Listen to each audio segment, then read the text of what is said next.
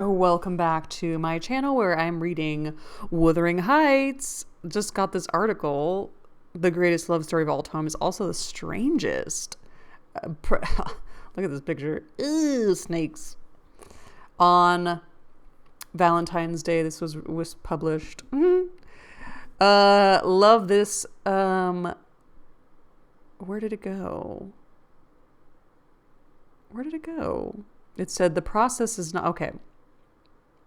Nothing stays boundary pushing forever except Wuthering Heights. Love that. On its publication in 1847, Wuthering Heights was received as a strange book, said the Examiner, and strangely original, said Britannia, Encyclopedia Britannica. And as a strange sort of book baffling all regular criticism. And a strange, inartistic story, said the Atlas. When Charlotte Bronte revealed her by then deceased sister's authorship of the novel, she wrote that she understood that to many people the book must appear rude and strange, a rude and strange production. She undersold it. The passage of nearly 180 years has changed nothing. Wuthering Heights remains a strange book. Its ornate language, its complex structure, its landscapes, its weeping ghosts, its portrait of love, its brutality. At one point, a character who runs into another who is hanging as a litter of puppies from a chair back in the doorway. There's nothing really like this book. Nothing before it and not since. Let's read on, shall we? Love to share this book with y'all. Love to share this book with y'all. Chapter 9. We've just had kind of a toxic little thing happen. Edgar Linton wanting Catherine. Catherine making a spectacle of herself because she wanted the maid to leave. And the maid said, no, I'm supposed to stay here and watch y'all. Y'all aren't, per the times, you need a chaperone or whatever. And she slapped her. Catherine slapped her and little Hareton Earnshaw, who's just born, and, probably the dog too. And Heathcliff is just going downhill quick. Chapter 9. He entered. Who's he? Vociferating oaths dreadful to hear, and caught me in the act of stowing his son away in the kitchen cupboard. That would be Mr. Hindley Earnshaw, whose wife just passed away from tuberculosis induced by childbirth. Hareton was impressed with a wholesome terror of encountering either his wild beast's fondness or his madman's rage, for in one he ran a chance of being squeezed and kissed to death, and in the other of being flung into the fire or dashed against the wall, and the poor thing remained perfectly quiet wherever I chose to put him. There, I found it at last, cried Hindley, pulling me back by the skin of my neck like a dog. So many references to dogs.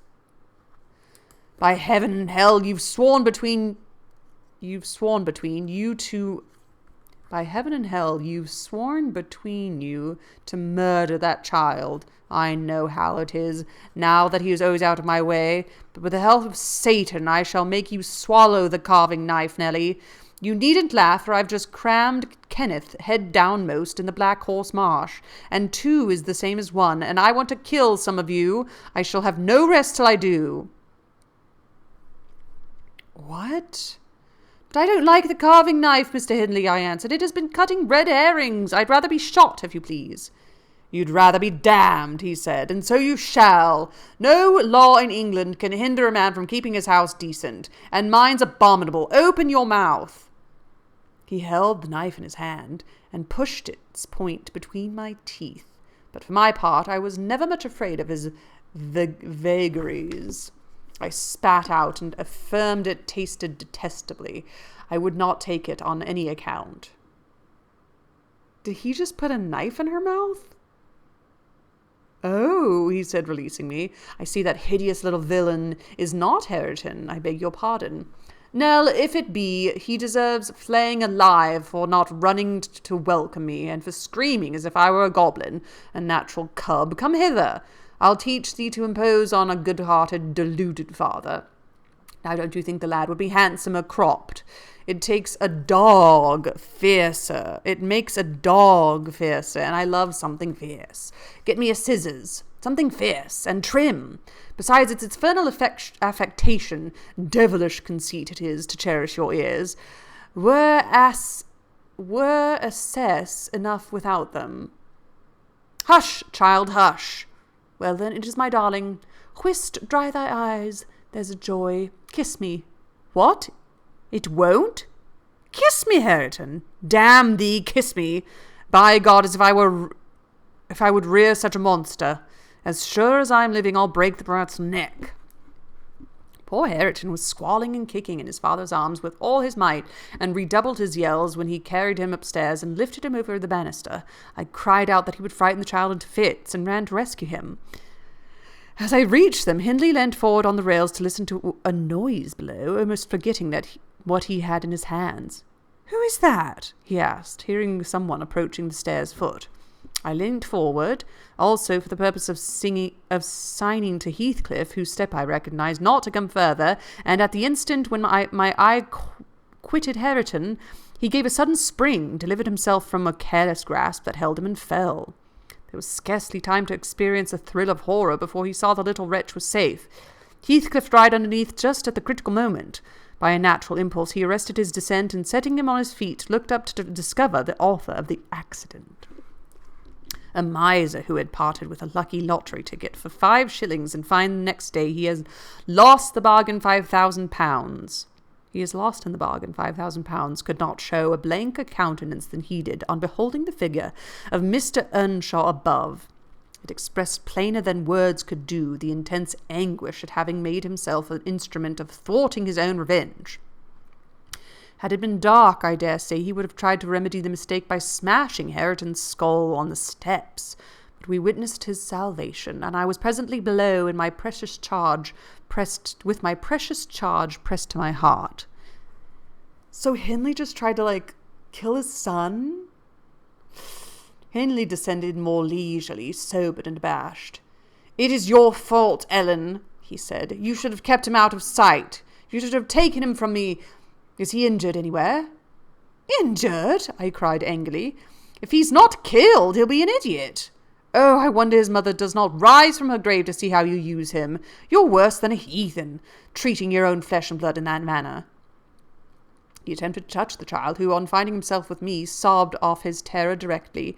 At the first finger his father laid on him, however, he shrieked again louder than before, and struggled as if he would go into convulsions. "You shall not meddle with him," I continued. "He hates you. They all hate you, that's the truth. A happy family you have, and a pretty state you'll come to." "I shall come to a prettier yet, Nelly," laughed the misguided man, covering his hardness. "At present convey yourself with him and him away. And hark you, Heathcliff, clear you too, quite from my reach and hearing. I wouldn't murder you tonight unless perhaps I'll set the house on fire, but that's my fancy. That's as my fancy goes." It's giving Jane Eyre, the crazy wife of forgot his name already. If it's not Catherine, that crazy wife that they kept up in the spooky house. She burned the whole house down. There's lots of tuberculosis and burning of houses in the 1700s and 1800s, huh? Wow. While saying this, he took a pint of blue brandy from the dresser and poured some into a tumbler. Ooh, he's having a roadie. He said, "I'm going to go for a walk with my roadie of freaking brandy." "Nay, don't," I entreated. "Mr. Hindley, do take warning. Have mercy on this unfortunate boy, if you care nothing for yourself." "Anyone would do better for him than I shall," he answered. "Have mercy on your soul, your own soul," I said, endeavouring to snatch the glass from his hand. "Not I, on the contrary. I shall have a great pleasure in sending it to perdition, to punish its maker," exclaimed the blasphemer. "Here's to its hearty damnation." He drank the spirits and impatiently bade us go, terminating his command with a sequel of horrid imprecations. Too bad to repeat or remember. "It's a pity he cannot kill himself with drink," observed Heathcliff, muttering an echo of curses back when the door was shut. He is doing his very utmost, but his constitution defies him. Mr. Kenneth says he would wager his mare that he'll outlive any man on this side of Gimmerton, and go to the grave a hoary sinner, unless some happy chance out of the common course befall him. I went into the kitchen and sat down to lull my little lamb to sleep. Heathcliff, as I thought, walked through to the barn. It turned out afterwards that he only got as far as the other side of the settle when he flung himself on a bench by the wall, removed from the fire, and remained silent. I was rocking Hareton on my knee and humming a song that began, "It was far in the night, at the bairnies grat. The mither beneath the moles heard that." Mools? When Miss Cathy, who had listened to the hubbub from her room, put her head in and whispered, "Are you alone, Nelly?" "Yes, miss," I replied. She entered and approached the hearth. I suppose she was going to say something, and looked up. The expression on her face seemed disturbed and anxious. Her lips were half asunder, as if she meant to speak, and she drew a breath, but it escaped in a sigh instead of a sentence. I resumed my song, not having forgotten recent behaviour. "Where's Heathcliff?" she said, interrupting me. "About his work in the stable," was my answer. He did not contradict me. Perhaps he had fallen into a doze. There followed another long pause, during which I perceived a drop or trickle from Catherine's cheek to the flags. Is she sorry for her shameful conduct? I asked myself. That will be a novelty. But she may come to the point as she will. I shan't help her. Good for you, Nellie, the voice of reason. She's got to figure all this out on her own.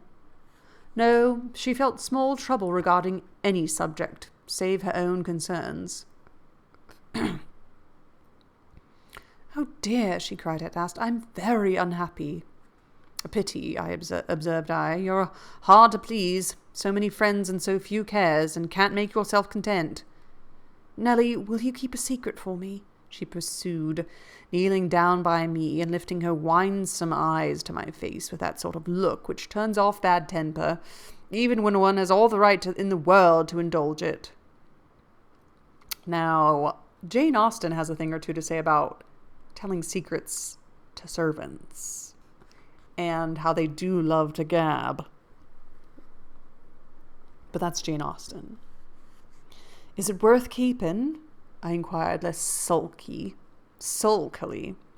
"Yes, and it worries me, and I must let it out. I want to know what I should do. Today, Edgar Linton has asked me to marry him, and I have given him an answer. Now, before I tell you whether it was consent or denial, you tell me which I ought to have been." "Really, Miss Catherine? How can I know?" I replied. "To be sure, considering the exhibition you performed in his presence this afternoon, I might say it would be wise to refuse him. Since he asked you after that, he must either be hopelessly stupid or a venturesome fool." "If you talk so, I won't tell you any more," she returned, peevishly, rising to her feet. "I accepted him, Nellie. Be quick and say whether I was wrong." "You accepted him? Then what good is it discussing the matter? You have pledged your word and cannot retract."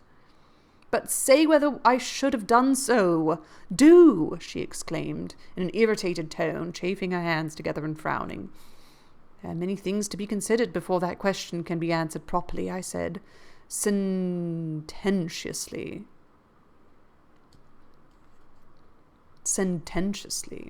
"First and foremost, do you love Mr. Edgar?" "Who can help it? Of course I do," she answered. Then I put her through the following catechism for a girl of 22. It was not injudicious. "Why do you love him, Miss Cathy?" "Nonsense. I do. That's sufficient." "By no means. You must say why." "Well, because he's handsome and pleasant to be with." "Bad," was my commentary. "And because he's young and cheerful." "Bad still." "And because he loves me." "Indifferent. Coming there."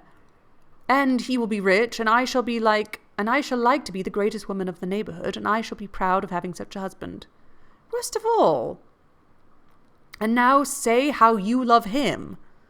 "As everybody loves. You're silly, Nellie." "Not at all. Answer." I love the ground under his feet and the air over his head and everything he touches and every word he says. I love all his looks and all his actions and him entirely and altogether. There now. And why? Nay, you are making a jest of it. It is exceedingly ill-natured. It's not jest to me, said the young lady, scowling and turning her face to the fire. I'm very far from jesting, Miss Catherine, I replied. You love Mr. Edgar because he is handsome and young and cheerful and rich and loves you. The last, however, goes for nothing. You would love him without that, probably, and with it you wouldn't, unless he possessed the 4 former attractions. No, to be sure not. I should only pity him, hate him, and perhaps, if he were ugly, a clown. But there are several other handsome, rich young men in the world, handsomer probably, and richer than he is. What should hinder you from loving them? If there be any, they are out of my way. I've seen none like Edgar. You may see some, and he won't always be handsome and young, and may not always be rich. He is now, and I've only to do with the present. I wish you would speak rationally. Well, that settles it. If you have only to do with the present, then marry Mr. Linton. I don't want your permission for that. I shall marry him, and yet you have not told me whether I'm right. Perfectly right, if people be right to marry only for the present. And now let us hear what you are unhappy about. Your brother will be pleased. The old lady and gentleman will not object, I think. You will escape from a disorderly, comfortless home into a wealthy, respectable one. And you love Edgar, and Edgar loves you. All seems smooth and easy. Where is the obstacle? Here and here, replied Catherine, striking one hand on her forehead and the other on her breast. In whichever place the soul lives, in my soul and in my heart, I am convinced I'm wrong. That's very strange. I cannot make it out. It's my secret. But if you will not mock at me, I'll explain it. I can't do it distinctly, but I'll give you a feeling of how I feel. She seated herself by me again. Her countenance grew sadder and graver, and her clasped hands trembled. Nellie, do you never dream queer dreams? She said, suddenly, after some minutes' reflection. Yes, now and then, I answered. And so do I. I've dreamt in my life dreams that have stayed with me ever after, and changed my ideas. They've gone through and through me like wine through water, and altered the colour of my mind. And this is one. I'm going to tell it. But take care not to smile at any part of it.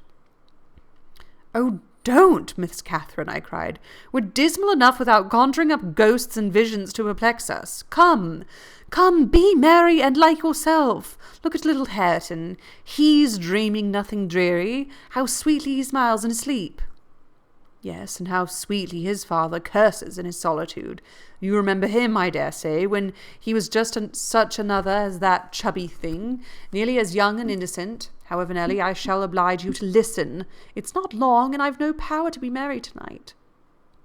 I won't hear it. I repeated hastily.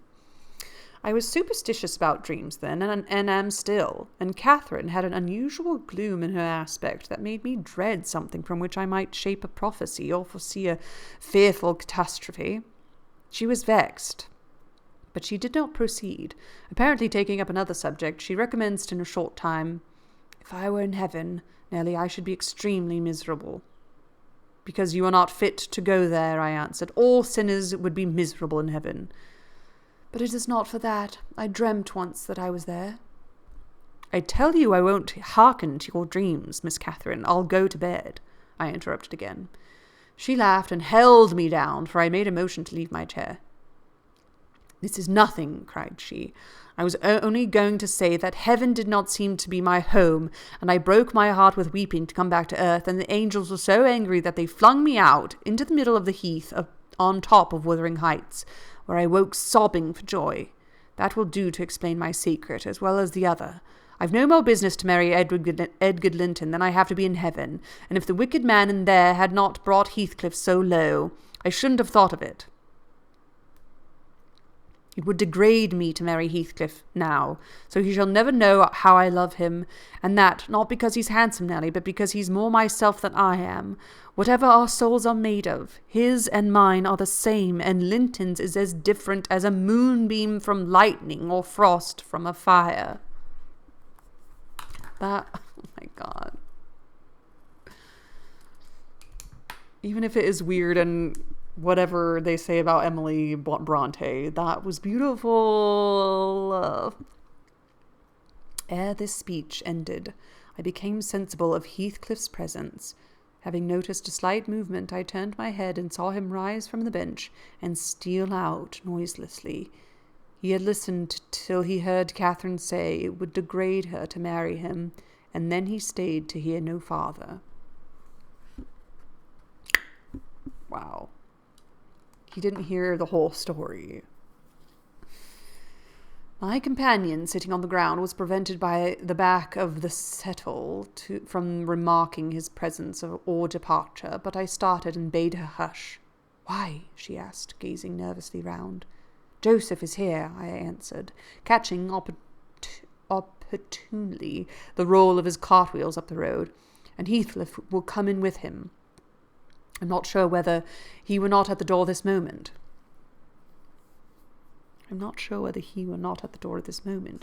"Oh, he couldn't overhear me at the door," said she. "Give me Hareton while you get the supper, and when it is ready ask me to sup with you. I want to cheat my uncomfortable conscience and be convinced that Heathcliff has no notion of these things. He has not, has he? He does not know what being in love is." He does not know what being in love is? "I see no reason that he should not as well as you," I returned. "And if you are his choice, he'll be most unfortunate creature that ever was born. As soon as you become Mrs. Linton, he loses friend and love and all. Have you considered how you'll bear the separation, and how he'll bear to be quite deserted in the world? Because, Miss Catherine—" "He quite deserted? We separated!" she exclaimed with an accent of indignation. "Who is to separate us, pray? They'll meet the fate of Milo. Not as long as I live, Ellen. For no mortal creature, every Linton on the face of the earth might melt into nothing before I could consent to forsake Heathcliff. Oh, that's not what I intend. That's not what I meant. I shouldn't be Mrs. Linton was such a prize demanded. He'll be as much to me as he has been all his lifetime. Edgar must shake off his antipathy and tolerate him at least. He will, when he learns my true feelings towards him. Nelly, I see now you think me a selfish wretch, but did it never strike you that if Heathcliff and I married, we should be beggars, whereas if I marry Linton, I can aid Heathcliff to rise and place him out of my brother's power?" "With your husband's money, Miss Catherine?" I asked. "You'll find him not so pliable as you calculate upon, and though I'm hardly a judge, I think that's the worst motive you've given yet for being a wife of young Linton." "It is not," she retorted. "It is the best. The others were the satisfaction of my whims, and for Edgar's sake, too, to satisfy him. This is for the sake of one who comprehends in his person my feelings to Edgar and myself.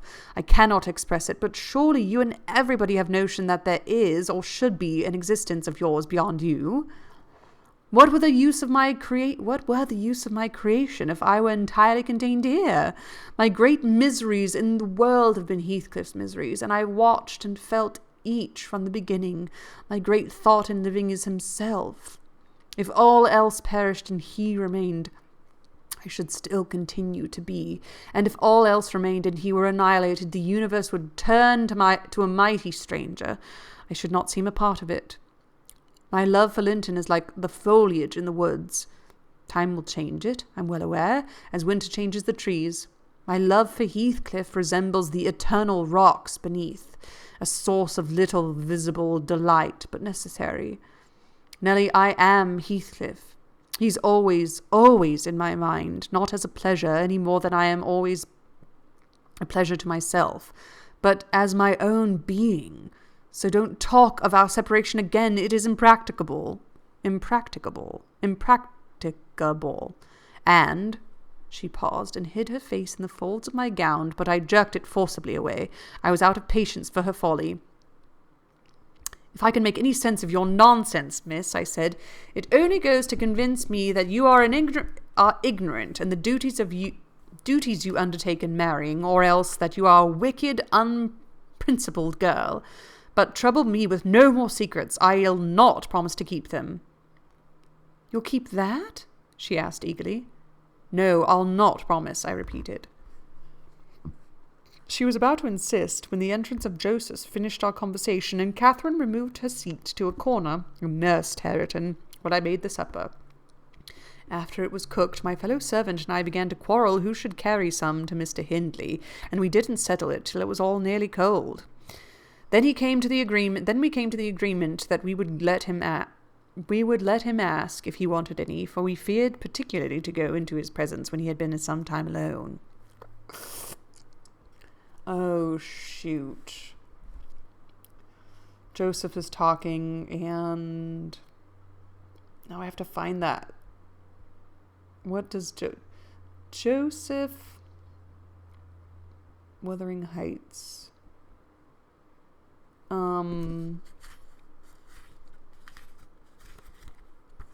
Chapter 9.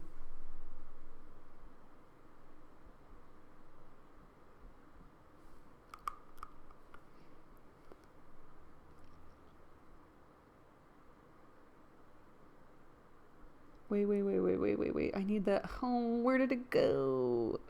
Understanding Joseph and Wuthering Heights. Oh, thank goodness. Here it is. Chapter 9. Okay.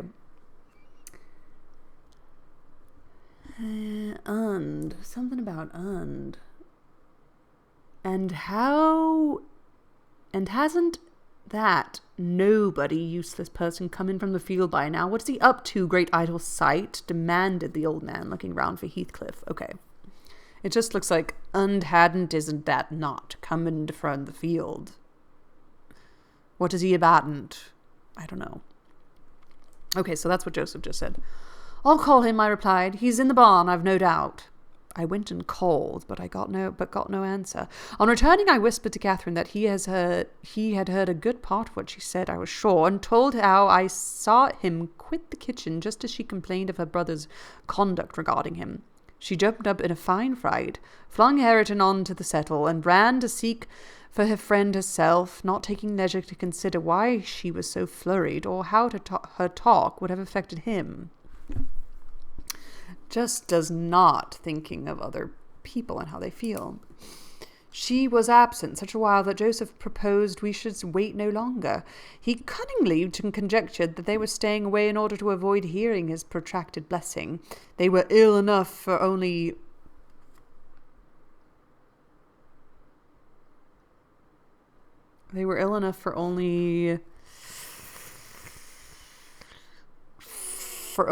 foul manners, he affirmed. And on their behalf, he added that night a special prayer to the usual quarter of an hour's supplication before meat, and would have tacked another to the end of grace, had not his young mistress broken in upon him with a hurried command that he must run down to the road, and wherever Heathcliff has rambled, find him and make him re-enter directly. I want to speak to him, and I must before I go upstairs, she said, and the gate is open. He is somewhere out of hearing, for he would not reply, though I shouted at the top of the fold as loud as I could. Joseph objected at first. She was too much in earnest, however, to suffer contradiction, and at last he placed his hat on his head and walked grumbling forth. Meantime, Catherine paced up and down the floor, exclaiming, I wonder where he is. I wonder where he can be. What did I say, Nelly? I've forgotten. Was he vexed at my bad humour this afternoon? Dear, tell me I've said nothing to grieve him. Tell me what I've said to grieve him. I do wish he'd come. I do wish he would. What a noise for nothing, I cried, though rather uneasy myself. What a trifle scares you. It's surely no great cause of alarm that Heathcliff should take a moonlit saunter on the moors, or even lie too sulky to speak to us in the hay-loft. I'll engage he's lurking there. See if I don't ferret him out. I departed to renew my search. Its result was disappointment, and Joseph's quest ended in the same. Okay, yon lad. Yon lad? The lad gets worse and worse? Okay. The lad gets worse and worse, observed he on re-entering. He left the gate fully open, and Mrs. Pony had trodden down 2 fields of corn and blundered through right over the meadow. However, the master will complain badly in the morning, and he'll do well. He is patience itself with such careless, worthless creatures. Patience itself he is, but he'll not be so always. You'll see, all of you. You mustn't upset him for nothing. Okay. Have you found Heathcliff, you ass? Interrupted Catherine. Have you been looking for him as I ordered? I would much rather look for the horse, he replied. It would make more sense, but I can look for neither horse nor man on a night like this, as black as the chimney. And Heathcliff's not the kind of boy to come at my whistle. It's likely he'll be less hard of hearing with you. Wow. It was very dark evening for summer. The clouds appeared inclined to thunder, and I said we had better all sit down. The approaching rain would be certain to bring him home without further trouble. However, Catherine would not be persuaded into tranquillity. She kept wandering to and fro from the gate to the door in a state of agitation which permitted no repose, and at length took up a permanent situation on one side of the wall near the road, where, heedless of my expostulations and the growling thunder and the great drops that began to splash around her, she remained, calling at intervals and then listening, and then crying outright. She beat Hareton, or any child, at a good passionate fit of crying. She beat Hareton. He cries less than she does, I guess. About midnight, while we still sat up, the storm came rattling over the heights in full fury. There was a violent wind as well as thunder, and either one or the other split a tree off at the corner of the building. A huge bough fell across the roof and knocked down a portion of the east chimney stack, sending a clatter of stones and soot into the kitchen fire. We thought a bolt had fallen in the middle of us, and Joseph swung onto his knees, beseeching the Lord to remember the patriarchs Noah and Lot, and, as in former times, spare the righteous, though he smote the ungodly. I felt some sentiment that it must be a judgment on us all, so. The Jonah in my mind was Mr. Earnshaw, and I shook the handle of his den that I might ascertain if he were yet living. He replied audibly enough, in a fashion which made my companion vociferate more clamorously than before, that a wide distinction might be drawn between saints like himself and sinners like his master.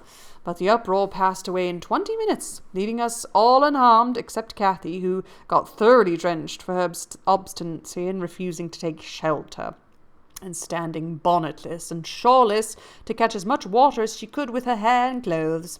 She came in and lay down on the settle, all soaked as she was, turning her face to the back and putting her hands before it. "Well, miss," I exclaimed, touching her shoulder, "you are not bent on getting your death, are you? Do you know what o'clock it is? 12:30. Come to bed. There's no use waiting any longer for that foolish boy. He'll be gone to Gimmerton, and he'll stay there now.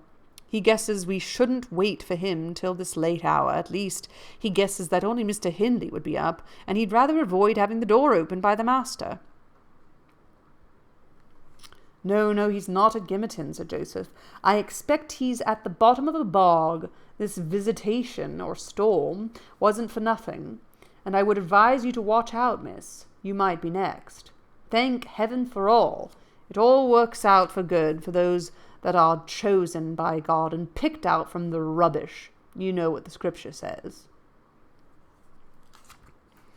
And he began quoting several texts, referring to chapters and verses where we might find them again. I, having vainly begged the wilful girl to rise and remove her wet things, left him preaching and her shivering, and betook myself to bed with little Hareton, who slept as fast as if everyone had been sleeping round him.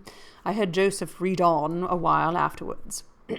Then I distinguished his slow step on the ladder, and then I dropped asleep, coming down somewhat later than usual. I saw by the sunbeams piercing the chinks of the shutters Miss Catherine still seated near the fireplace.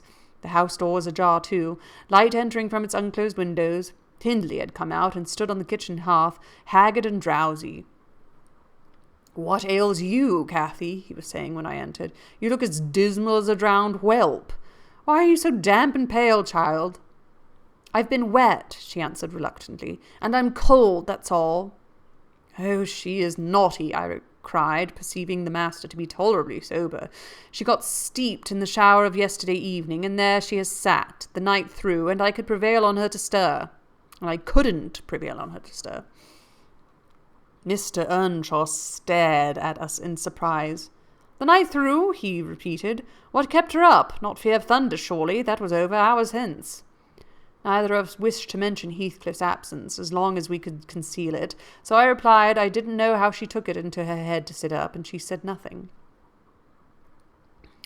The morning was fresh and cool. I threw back the lattice, and presently the room filled with sweet scents from the garden, but Catherine called peevishly to me, "Ellen, shut the window, I'm starving," and her teeth chattered as she shrank closer to almost extinguished embers. "She's ill," said Hindley, taking her wrist. "I suppose that's the reason she would not go to bed. Damn it, I don't want to be troubled with more sickness here. What took you into the rain?" "Running after the lads, as usual," croaked Joseph, catching an opportunity from our hesitation to thrust in his evil tongue. "If I were you, master, I'd slam the doors in their faces, all of them, simple as that. Never a day goes by when you're away but that son of Linton comes sneaking here, and Miss Nelly, she's a fine one, she sits there watching for you in the kitchen, and as you come in at one door, he's out at the other, and then our grand lady goes a-courting herself. It's fine behaviour, lurking in the fields after 12 at night, with that foul, frightened devil of a gipsy, Heathcliff. They think I'm blind, but I'm not. Nothing of the sort. I saw young Linton both coming and going, and saw you," directing his discourse to me, "you good-for-nothing, slovenly witch, run up into the house the minute you heard the master's horse coming up the road." "Silence, eavesdropper!" cried Catherine. "None of your insolence before me. Edgar Linton came yesterday by chance, Hindley, and it was I who told him to be off, because I knew you would not like to have met him as you were." "You lie, Cathy, no doubt," answered her brother, "and you are a confounded simpleton. But never mind Linton at present. Tell me, were you not with Heathcliff last night? Speak the truth now. You need not be afraid of harming him, though I hate him as much as ever. He did me a good turn a short time since. That will make my conscience tender of breaking his neck. To prevent it, I shall send him about his business this very morning. And after he's gone, I'd advise you all to look sharp. I shall only have the more humour for you." "I never saw Heathcliff last night," answered Catherine, beginning to sob bitterly. "And if you do turn him out of doors, I'll go with him. But perhaps you'll never have an opportunity. Perhaps he's gone." It's really raining. Here she burst into uncontrollable grief, and the remainder of her words were inarticulate. Oof. Hindley lavished on her a torrent of scornful abuse, and bid her to get to her room immediately, or she shouldn't cry for nothing. I obliged her to obey, and I shall never forget what a scene she acted when we reached her chamber. It terrified me. I thought she was going mad, and I begged Joseph to run for the doctor.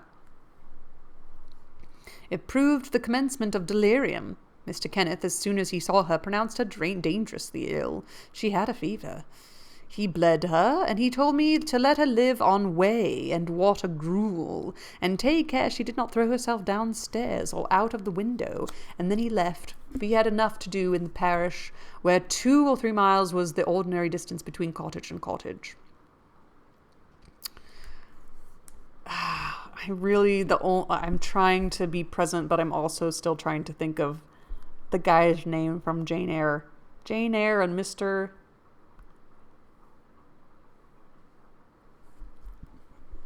Not Rockefeller. Mr. Do I want to look it up? I want to look it up to get it out of my head. That's what I want to do. Mr. Rochester. Is that right?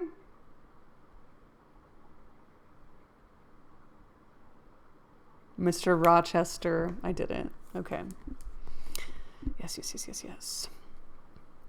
Though I cannot say I made a gentle nurse, and Joseph and the master were no better, and though our patient was as wearisome and headstrong as a patient could be, she weathered it through. Old Mrs. Linton paid us several visits, to be sure, and set things to rights, and scolded and ordered us all, and when Catherine was convalescent, she insisted on conveying her to Thrushcross Grange, for which deliverance we were very grateful.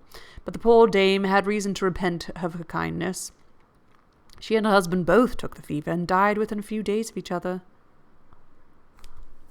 Whoa, old Mrs. Linton paid us a visit, to be sure, set things right, and scolded and ordered all of us, and when Catherine was convalescent, she insisted on conveying her to for which deliverance we were very grateful, but the poor dame had reason to repent of her kindness. She and her husband both took the fever and died within a few days of each other. Wow. Like, old Mrs. Linton and Mr. Linton just died? 'Cause Catherine gave them whatever she had? Our young lady returned to us saucier and more passionate and haughtier than ever. Heathcliff had never been heard of since the evening of the thunderstorm, and one day I had the misfortune, when she had provoked me exceedingly, to lay the blame of his disappearance on her, where indeed it belonged, as she well knew. From that period, for 7 months, she ceased to hold any communication with me, save in the relation of a mere servant. Joseph fell under a ban also. He would speak his mind and lecture her all the same as if she were a little girl, and she esteemed herself a woman and our mistress, and thought that her recent illness gave her claim to be treated with consideration. Then the doctor had said that she would not bear crossing much. She ought to have her own way. It was nothing less than murder in her eyes for anyone to presume to stand up and contradict her. Wow, the doctor said that she ought to have her own way. Oh, it's like the nail in the coffin for them. From Mr. Earnshaw and his companions she kept aloof, and tortured by Kenneth, and serious threats of a fit that often attended her rages. Her brother allowed her whatever she pleased to demand, and generally avoided aggravating her fiery temper. He was rather too indulgent in humouring her caprices, not from affection but from pride.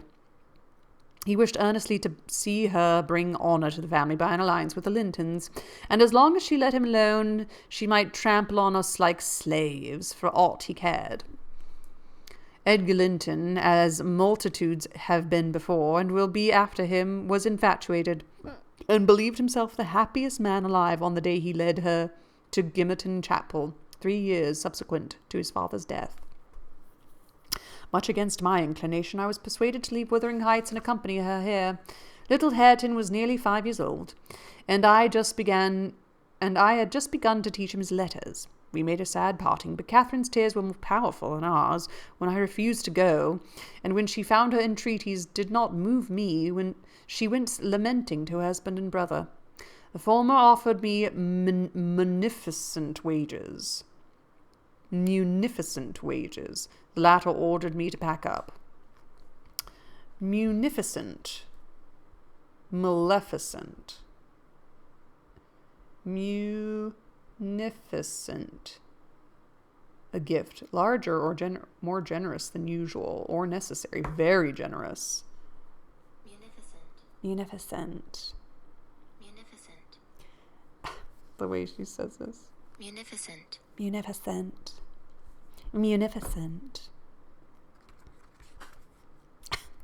Munificent wages. The lad had ordered me to pack up. He wanted no woman in the house, he said, now that there was no mistress, and as to Hareton, the curate should take him on hand by and by. And so I had but one choice left, to do as I was ordered. I told the master he got rid of all decent people only to run to ruin a little faster.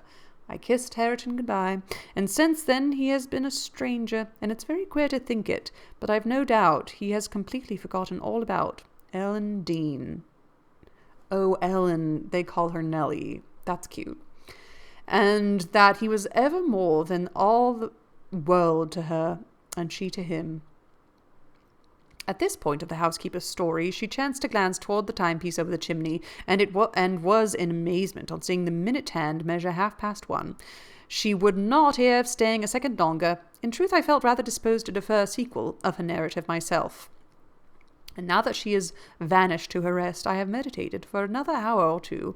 I shall summon courage to go also in spite of aching laziness and head of limbs. End of chapter 9. Woo! Wow. What a doozy. So much has happened in that chapter. My goodness gracious. Whew. Join me next time for chapter 10. Catherine just getting her way, Heathcliff running off in the middle of the night, and that whole thing about his soul being her soul. And it's all feels just so toxic, but also like we've all been maybe being in some toxic relationships make you really appreciate the non-toxic ones. That's a happy way to look at it. Well, happy reading to you all, and to all, ta-ta.